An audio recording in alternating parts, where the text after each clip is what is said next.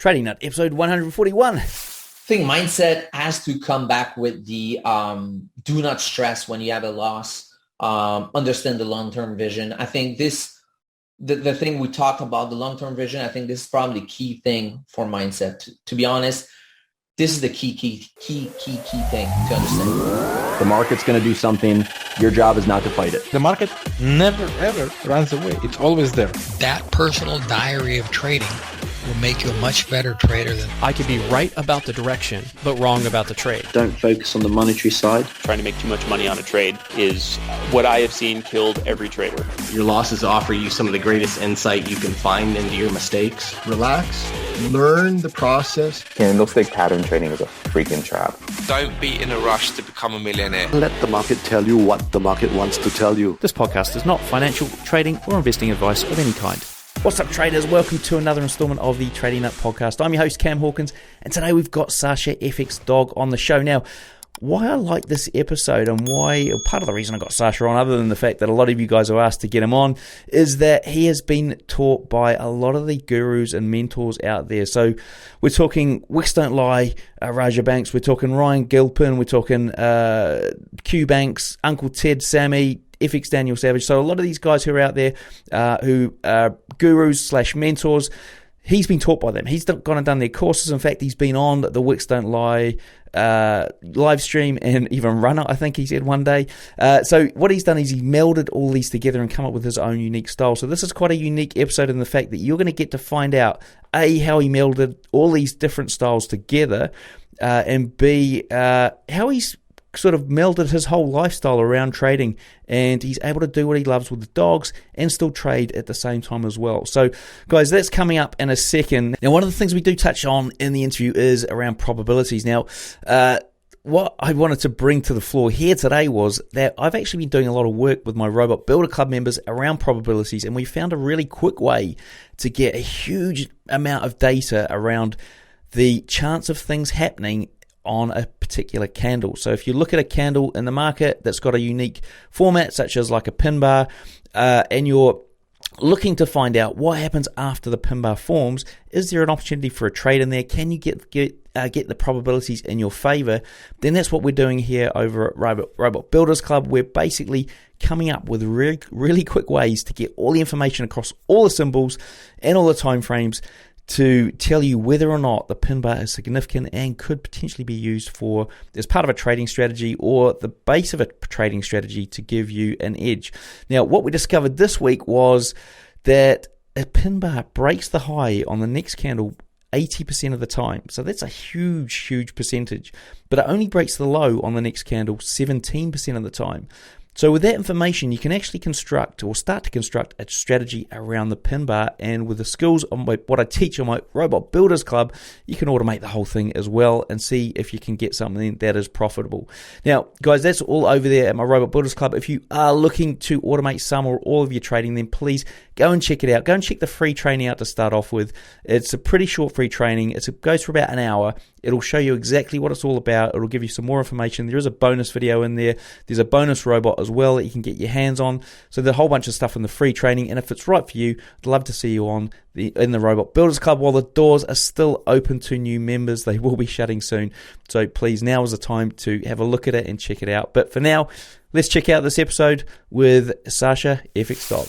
Hey folks, my sponsors City Traders Imperium have just launched some amazing changes to their funded trader program you got to check out. You can now skip the whole evaluation, trade gold as well as Forex, plus they've increased the drawdown you're allowed in both the evaluation and when funded.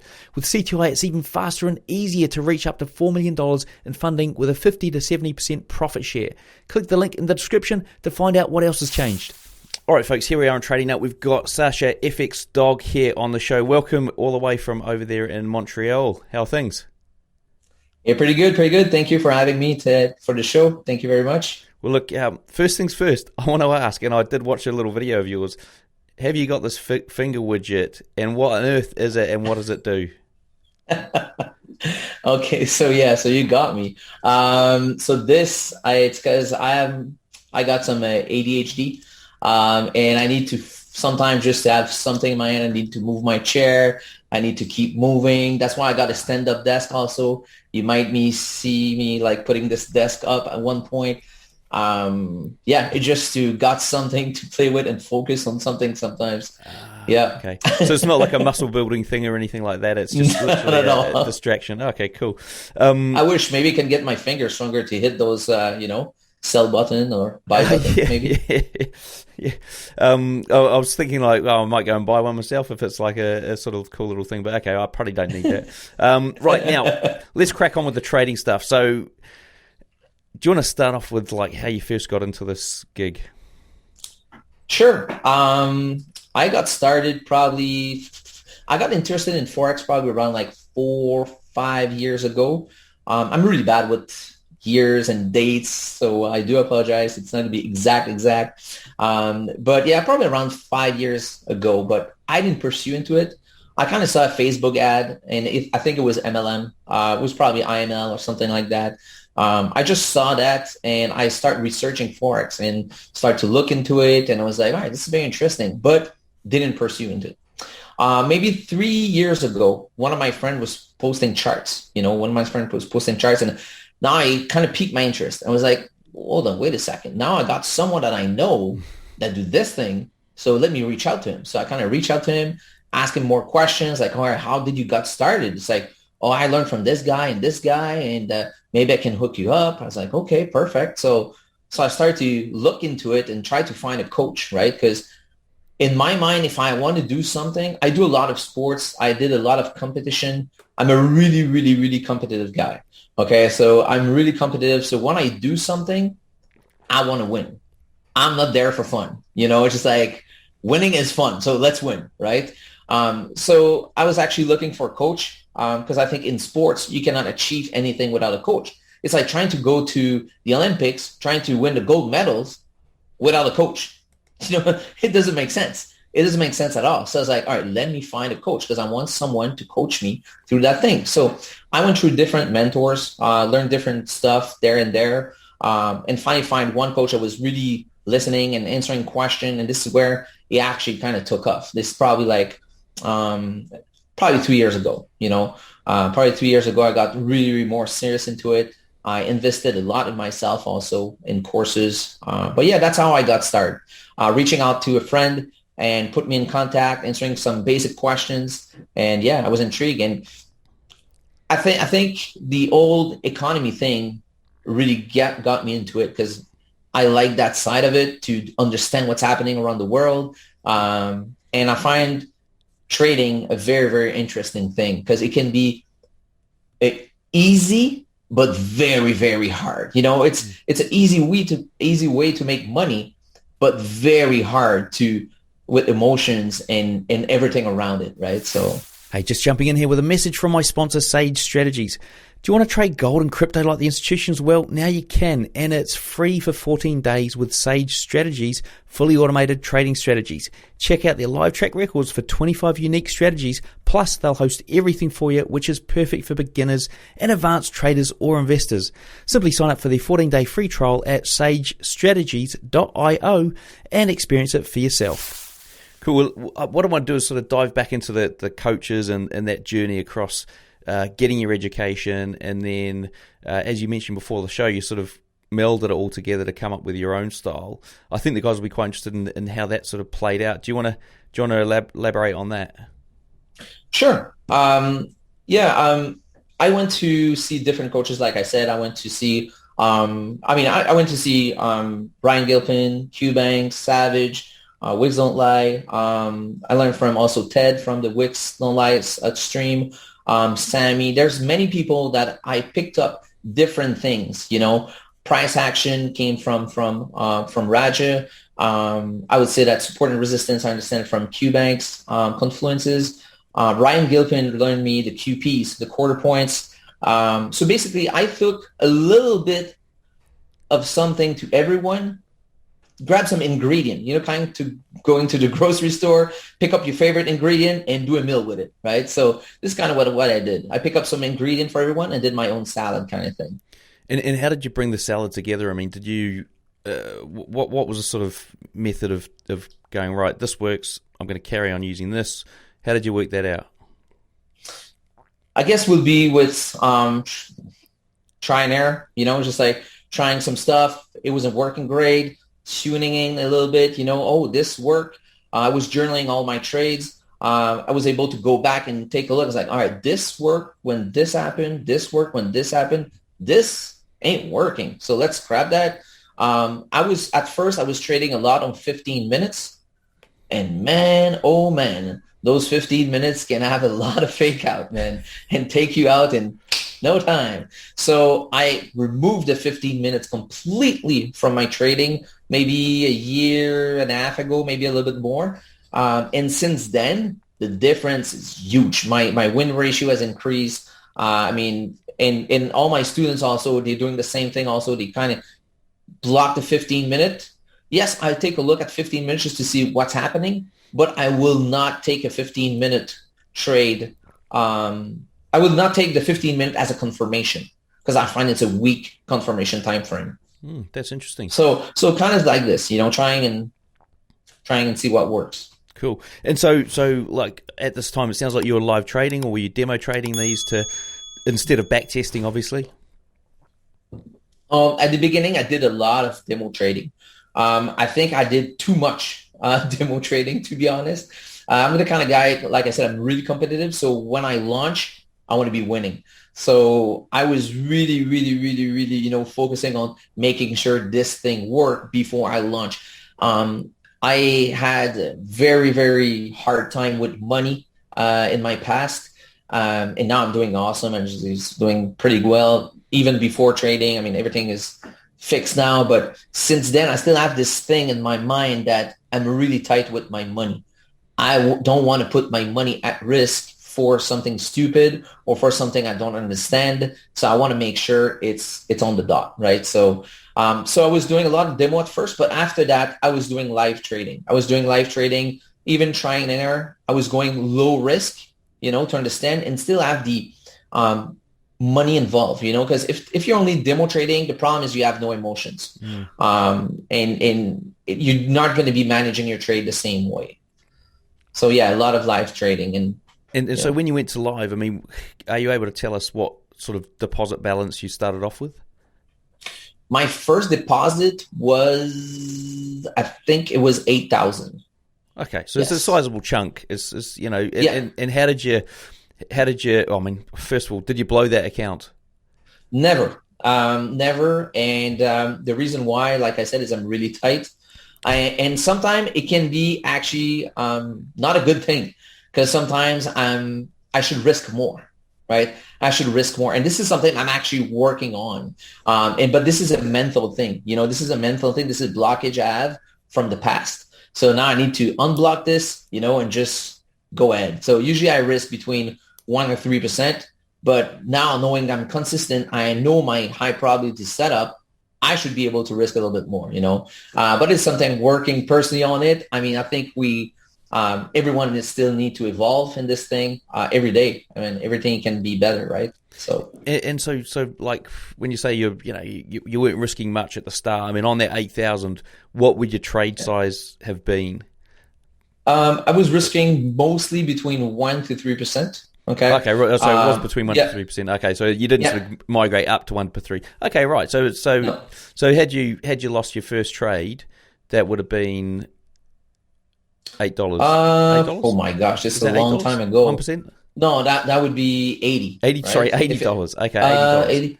$80. Well, I can remember. No, not 80. Yeah, $80 would have been $80. You see, you don't need to be smart to be trading. Yeah, exactly. It would have been $80. It would have been $80. It would have been $80. So $80. From an emotional standpoint, you were happy on that 8,000. I could lose 10 trades, and and then that's $800 of the 8,000, which in the whole scheme of things doesn't seem so bad.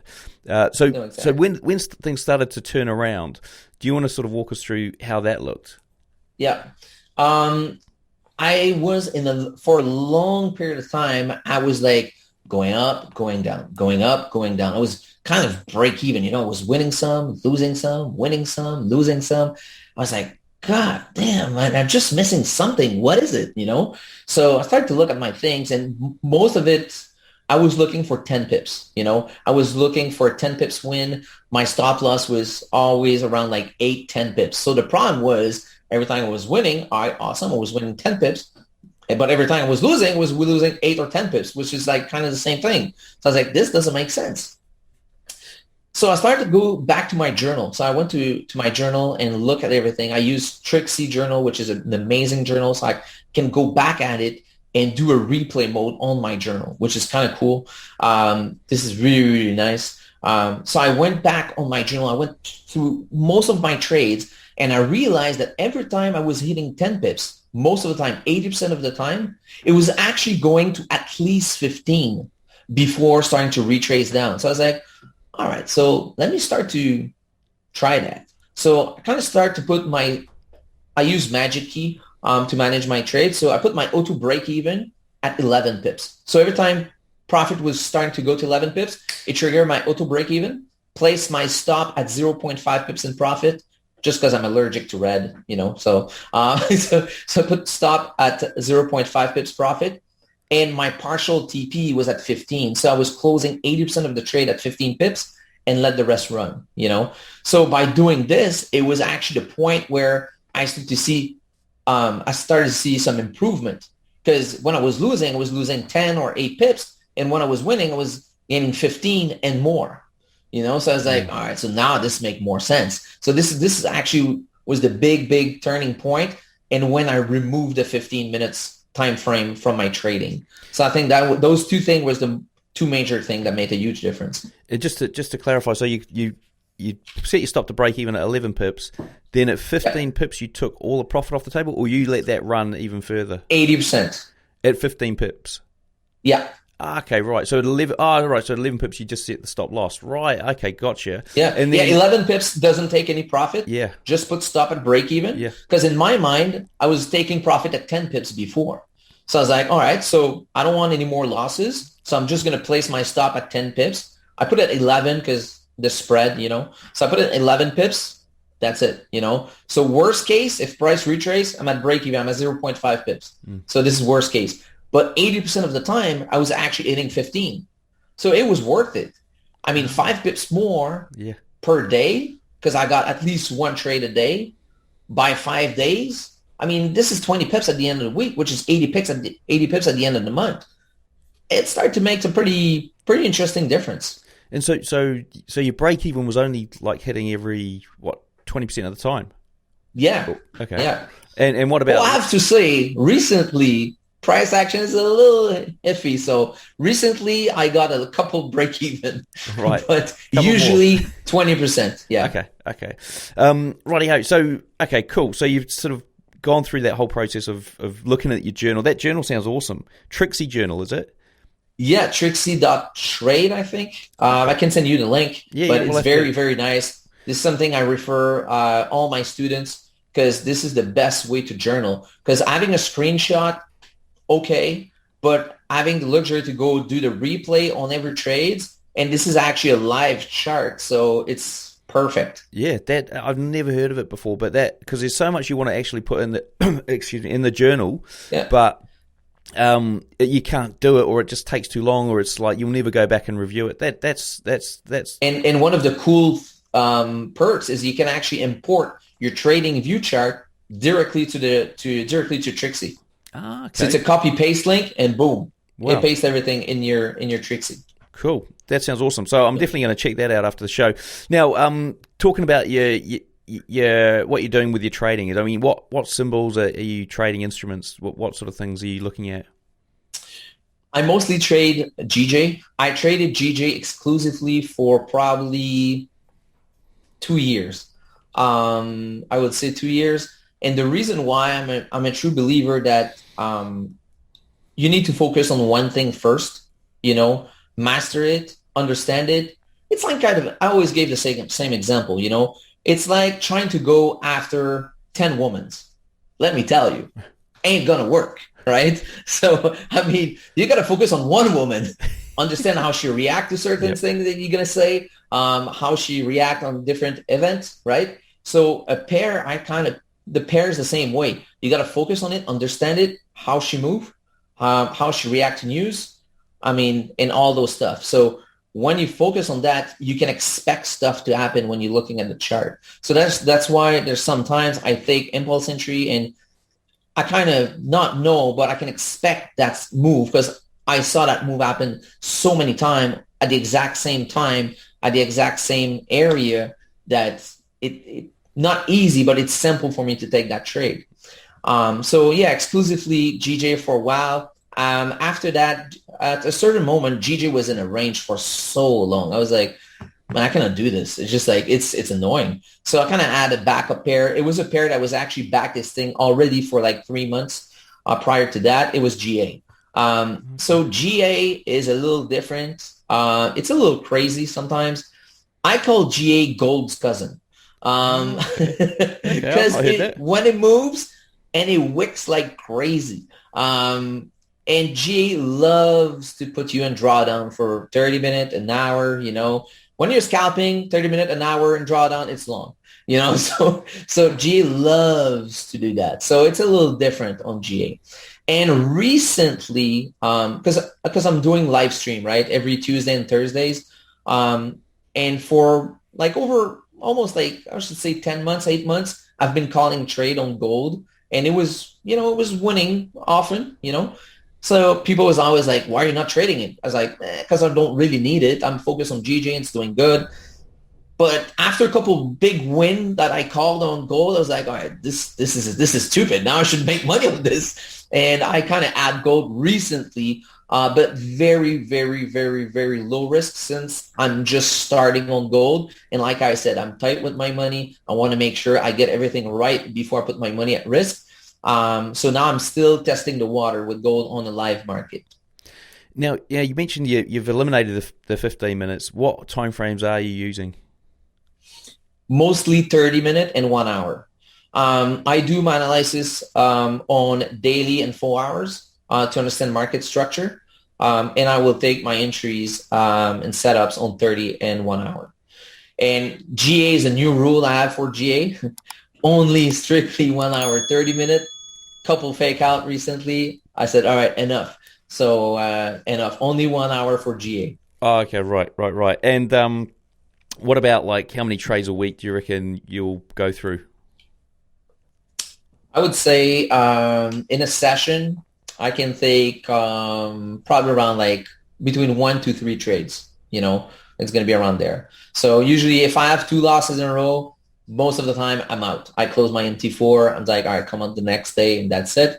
But most of the time I will give my trade a second chance. Let's say I got a first loss. Most of the time I'm going to keep the same bias, but I'm going to wait for stronger confirmation to give my trade a second chance. And usually I win on those. Like this morning, it was that. I took a first loss, but took a pretty good win right after that. Same thing yesterday, actually. So yeah, it's 2 days in a row that I had to give my trade a second chance. In what session are you trading? New York session, pre-New York and New York session. So mostly I start around 5:30 a.m. Eastern to 9:30 a.m. Eastern usually. But if I get my setups, I got my win, I leave the chart, you know, I can leave the chart around 8. Last year was beautiful. I mean, I was getting setups at 6:30 a.m. and 7:30 a.m. I was done trading. I was like, all right, awesome. Let's enjoy the day. But lately, I mean, for the past 6 months, moves only happen at NYSE Open or London Close, which is like 9:30 a.m., 10:30 a.m. It's like, gee, god damn, right? So in front of the computer for 4 hours, it's like, come on. Yeah.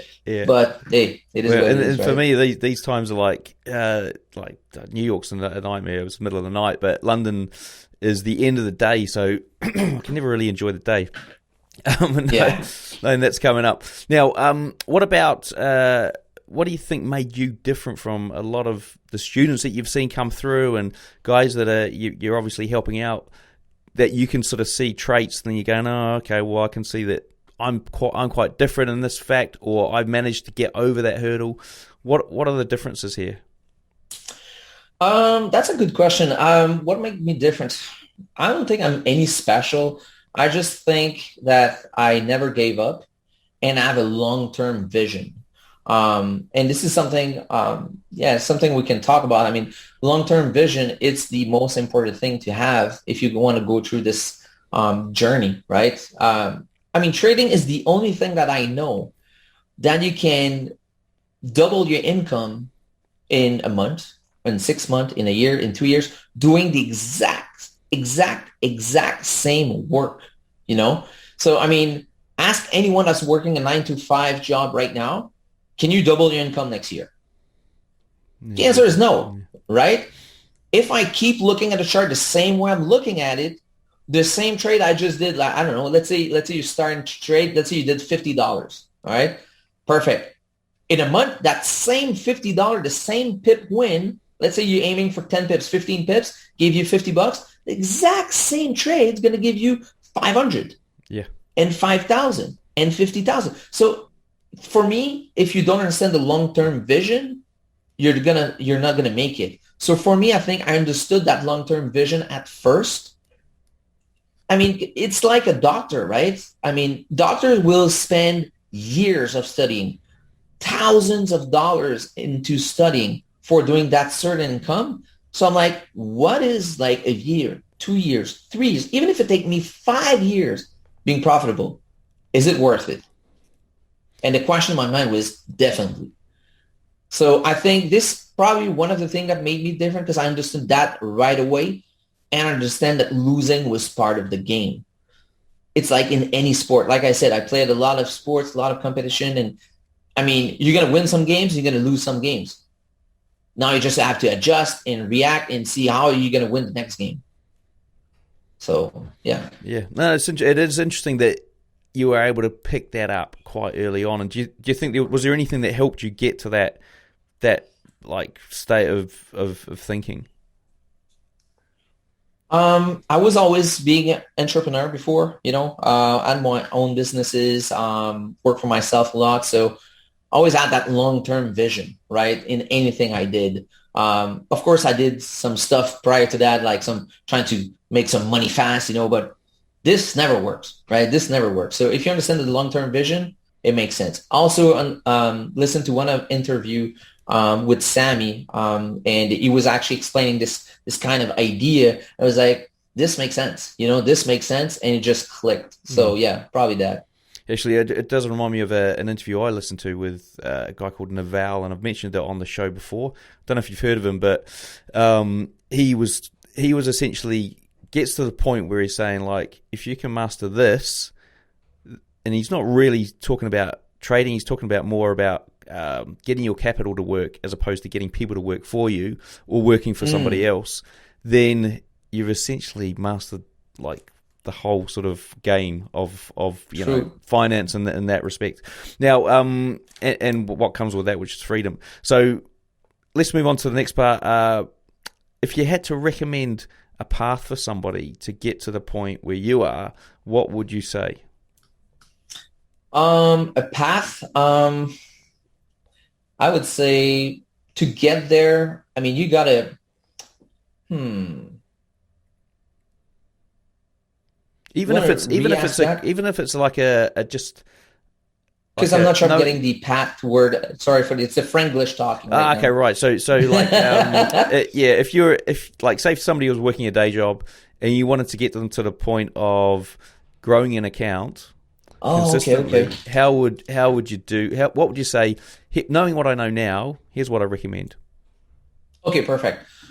First of all, I mean, it might surprise a lot of people, but I still have my day job. Oh, by the way. And the reason why is I'm really passionate about what I do.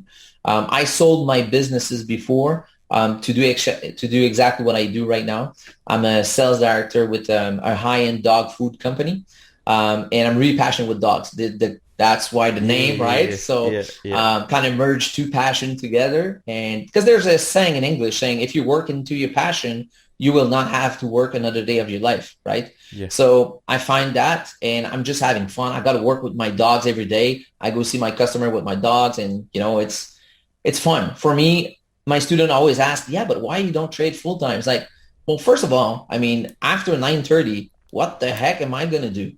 Just like I'm a hyperactive guy. I mean, I gotta have plans. I gotta have something to do, right? Yeah. And I'm really passionate, like I said, with that, and I'm having fun doing it. I don't feel like I'm working. So until I have that feeling, I'm gonna keep on working because it's just fun for me.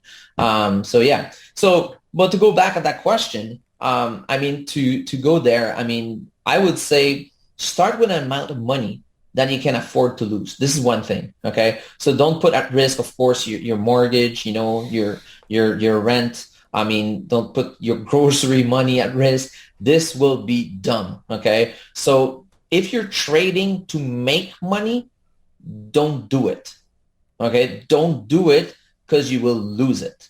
If you're trading to learn a skill and eventually make money, now do it. Okay, because that's two different things. You're not going to have the right mindset. So make sure you put an amount of money that you can lose. Start small, okay? Start building that confidence because trading, a big part of trading is about confidence and trusting yourself. So build that confidence, getting those small wins. So I think with the previous strategy I was using with the 10 pips win, it helped a lot at the end because it helped me building that confidence, getting all those wins, back-to-back wins. 10 pips, it was like quick, easy, not easy, but, simple. Getting those 10 pips, it built up that confidence. So after that, I was able to move to 15, to 20, to go higher, let runner run. So you're able to build that confidence. But make sure you build that confidence, go smaller, get those wins, under your belt, and keep going with it, So that would be one thing. And if you said like, hey, here's a time frame that I'd focus on to start off with, what would it be? Time frame to start with would be, I would say the 1 hour, 30 minutes. They're pretty equal, to be honest. I like the 30 minutes. Okay, cool. Now, talking about a price chart, and if you were saying, hey, look at these things when you're on a price chart, go and study them, go away and study them with you on these timeframes that you just mentioned. What would be the 3 things you'd say most important to look at? All right, I would say start with price action because I think if you understand price action, it's going to release a lot of stress. Okay, so if you understand how a candle is formed, you're not going to be stressed when you're in a drawdown. So let's say that you're going for a buy, okay? And you open your entry at the opening of the candle, right? So you open your trade right there. And now the trade starts to go in drawdown. It's okay. It's okay to be in a drawdown. It's actually normal. Whoa, big news. All right, so it's normal to be in a drawdown. Because why? Because if you look at candle, how they form, it will always form that bottom wick first before going back up, right? So if you're looking at a 30-minute candle, the first 15 minutes, most of the time will be spent where? In the downside. And after that, it's going to start pushing your way. So at first, I didn't understand that. So when I was in a drawdown, I was like, oh my gosh, let me close that. Close, right? So I was so stressed. But when you get that and you understand that, it's like, it's okay. I know it's going to do that. And after that, it's going to start pushing my way. You hear me doing that on the stream, like every Tuesday and Thursday, I say that to people. I say, enter this trade. It's okay. We're in a drawdown right now. It's going to push up after. And if it doesn't, it doesn't play out. That's fine. Okay. But most of the time, this is exactly what it will do. It will print the bottom wick first and go to the upside after. So if you understand that, that will be a big thing. Second thing will be market structure. I mean, if you don't understand market structure, I mean, are we on an uptrend or a downtrend? I mean, this is basic, but it can get confusing when you're looking at all those time frames. So when you're looking at the daily and daily is up, M30 is down, you're like, oh, what the hell is going on? So, I mean, you got to understand market structure. Why are you in a downtrend on the lower time frame and on an uptrend? Because maybe the higher time frame is just retracing down to continue up after. So it's normal, but you got to understand it. So this is one of the thing. The third thing, I will say quarter points. I really like those. Those are little things that I really like to look at, to be honest. because when I trade, and you're talking about like 25, 75, 50, 100, yeah? Correct. Okay, yeah. Yeah, correct. Those QPs, people call them sometimes, I guess, key levels, institutional level. I don't know. There's round many numbers, names for those. that sort of thing, yeah. Round numbers, Yeah. you know, so those kind of stuff. But when you know how to use it, they can be handy, right? Like how I trade, I don't use specific thing. I don't use a specific strategy. How I like to call it is I like to build up a case. You know, if you're a detective and you're building up like a murder case, you need to pick up clues and, you know, you got hints and you can build up your case, right? So when I'm looking at a chart, I want to build up my case. Am I buying? Am I selling? And why? And when? So all those tools, it can be fib, it can be price action, it can be quarter points. All those tools will help me building up that case. So I will not take a buy or sell just because price enter like a fib level or something. I want to build up my case. I want something solid. So cool. Yeah. Awesome. Now, what about, like, you talked about confidence and, you didn't seem to be struggling that much with the mindset, although you had other sort of issues around money. Do you have any mindset sort of things you do now or things you sort of recommend from a psychology perspective that help get people away from that normal thinking and more into a trader's mindset? I think mindset has to come back with the do not stress when you have a loss, understand the long-term vision. I think the thing we talked about, the long-term vision, I think this is probably the key thing for mindset. To be honest, this is the key thing to understand. After that, I mean, just don't give up. Just keep pushing. Trust yourself. Yeah, so we're just going back to what you said earlier. So the long-term thinking is that it's not about making money; it's about learning the skill, and the money will come eventually. Now, because you can obviously leverage it. Now, if you had to recommend somebody spend 1 month mastering something, what would it be? I would say find your high probability setups, you know, find what's working the most, you know, and just stick with those. I like to call it a playbook. Build up your playbook for 1 month, you know, maybe it can take 2 months also and 3 months, but you have to build up your playbooks. Now people's probably like, what the hell is he talking about a playbook? So, I mean, if you're playing any sports, any team sports, you're playing football or soccer, baseball, you know, whatever. Let's say you're playing American football, okay? You're going to the Super Bowl game, which is the big tournament, you know, it is the ultimate tournament. You're not going to go there facing off the other team without a playbook. Your coach has a playbook, say, all right, in this situation, we do display. Into this situation, we do display. So my journal is my playbook. So I tried different setups, different entries, and I eliminate everything that was not working and focus only on the one that was working. So I leaned my playbook so much that now I'm down to probably like 3 setups that I'm looking at now. And I was probably looking at 15 at first, you know? So build up your playbook and know exactly how and when to use those plays. Because timing is everything. Timing is everything, especially if you're looking at those smaller time frame. I mean, timing is everything. Sometimes I take swing trades. I don't have to be as precise as a scout, right? Or intraday. I mean, it can be a little, you know, a couple pips over there and there. It doesn't really matter because you're going for the long term. But if you're looking for 15 pips, man, you got to be on point. So definitely build up that playbook to know exactly when and how to use those setups. Cool. And just a quick question before we jump into the quickfire round. Do you use market orders to get in or stop or limit orders mainly? Most of the time I use real-time orders. Like I use Magic Key. Okay. So it's one button click. It's super easy, super fast. I calculate my lot size easy. So I don't use pending orders. Okay. Always market orders. Okay. And right, quick fire round. How long did it take you to go from newbie to consistently profitable? I would have to say probably 1.5 years-ish, around there. What's your favorite entry setup? The dogtail setup, I have to say. All right, you guys will have to go and investigate that. What strategies do you use to exit or manage trades? Well, you've already talked about that, so you can remind us.